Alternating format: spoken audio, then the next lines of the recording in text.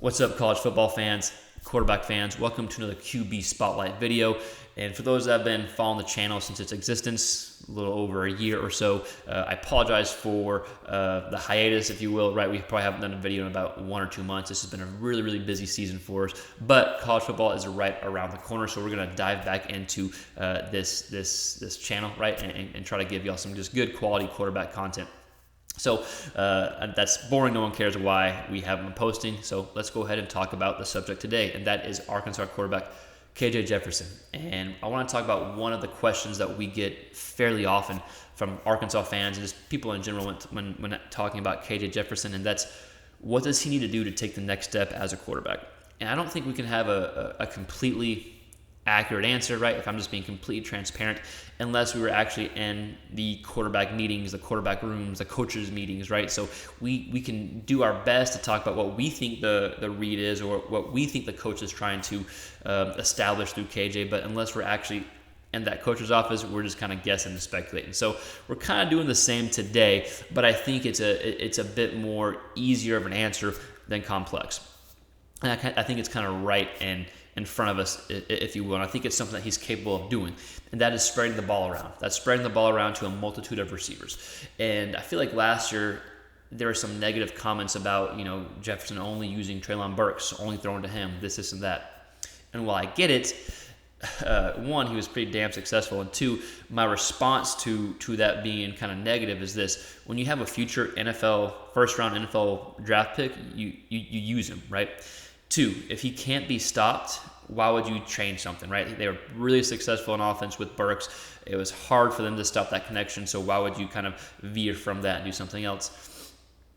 And then three, I know Burks is damn good, and he's was one of the best receivers in college football last year, but without KJ Jefferson, Burks isn't going to show his ability as he did last year if he didn't have a quarterback like KJ. And so I get the talks of, without Treylon Burks, KJ Jefferson wouldn't be as good as he was last year. I get it, but you could also say without KJ Jefferson, Burks wouldn't be as good of a receiver as he was last year, or at least not able to showcase that, right? And at the end of the day, not every school has a multitude of future NFL receivers, right? Like, there are only so many schools like Ohio State and Alabama as of late, and even LSU, that have had multiple first-round draft picks from the same wide receivers, right? So it's kind of unfair to compare schools or compare Arkansas to the Ohio State wide receiver rooms. You know what I mean? When there's multiple first-round picks. So again, if you have a first-round pick, you use them. If you can't stop them, you keep using that, right? But with that said, I do get it, right? There are concerns who's going to be catching the ball from KJ Jefferson, and I think he's going to have to use a variety of receivers to be successful for the Arkansas offense. I do think they will do that, and I do think that will show KJ's development as a quarterback, right? It's going to be his second year as a starting quarterback, third year within the system, and so I think his knowledge is going to elevate the receivers. But I think it's a fair concern.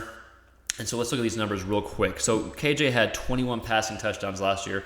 11 of those passing touchdowns went to Treylon Burks. The next closest guy had 2 receiving touchdowns, and I think that was Warren Thompson.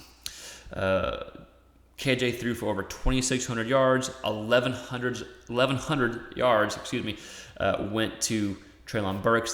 That accounts for over 40% of the receiving yards were from Treylon Burks, right? So losing a big chunk there. The next closest guy had 337 yards. I don't even know if he's still on the team. So I do get it's a concern, right? A lot of yardage, a lot of production was from Burks, but I think good quarterbacks just kind of progress and move on and help other receivers get better. So who is KJ going to throw to this year? Well, I think that's probably the biggest question, at least that I'm seeing from Arkansas camp so far. But you got the transfers that came in from Hazelwood and from Landers from Toledo, who I think, talking to some Arkansas fans, they're really high on him, and I think they think he could be I don't know if a hidden weapon is necessarily the right word, but he's an underrated guy who kind of busts on the scene once the season starts. But you also have guys from last year, whether it be Trey Knox or Warren Thompson or any other guys that are still there from last year who I think could really step up. Even Malik Hornsby, right? That's a whole different. Hit the microphone. That's a whole different thing to talk about. But Malik Hornsby, he's such a dangerous and gifted athlete that who knows what could happen, right? But I think that the moral of the story, the point of the video is there's several potential go-to guys that KJ could have. or there's just several guys that could be just steady, good receivers that he could use, evenly throughout the year. So I think it's kind of a win-win situation.